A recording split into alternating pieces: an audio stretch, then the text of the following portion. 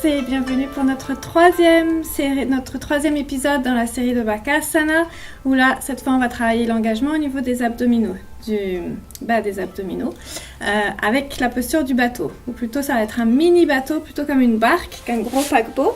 Donc, pour faire ça, on va commencer. Donc, on est assis. On est bien assis sur les os des fesses pour commencer. On va placer les genoux, les pieds bien à plat, à peu près à l'écart des hanches. On va ramener les genoux vers soi, plier. Et là, on va commencer avec les mains derrière le dos. On va commencer à avoir le dos bien droit. D'abord, on ouvre bien la cage thoracique quand on inspire.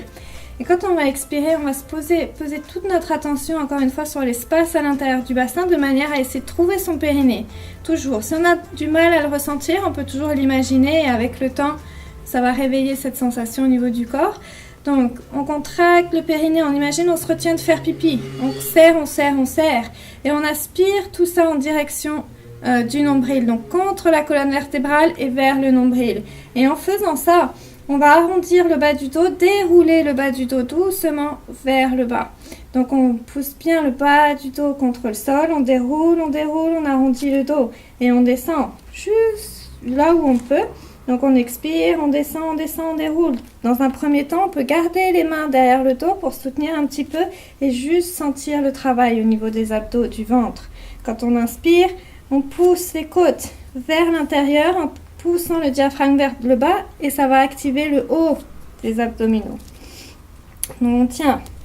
Et quand on inspire, on remonte. Idéalement, on serre la force des abdominaux, pas des mains. Mais si on a les mains au sol, pour commencer, on peut servir un tout petit peu de la force des mains.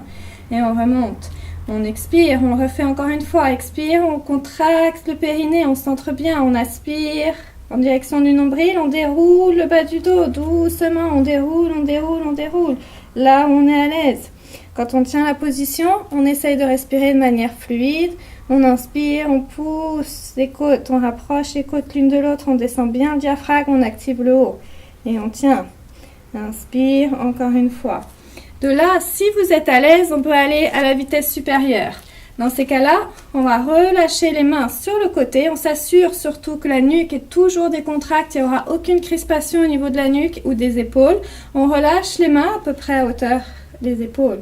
Et on fait pareil. Quand on expire, on contracte bien au niveau du périnée. Ça active le bas du ventre. On déroule la colonne vertébrale doucement.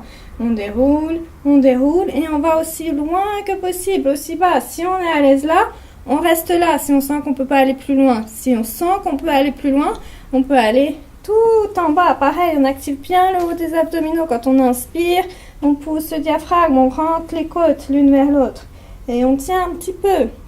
On tient 5, 4, 3, 2 et 1. Inspire, on remonte.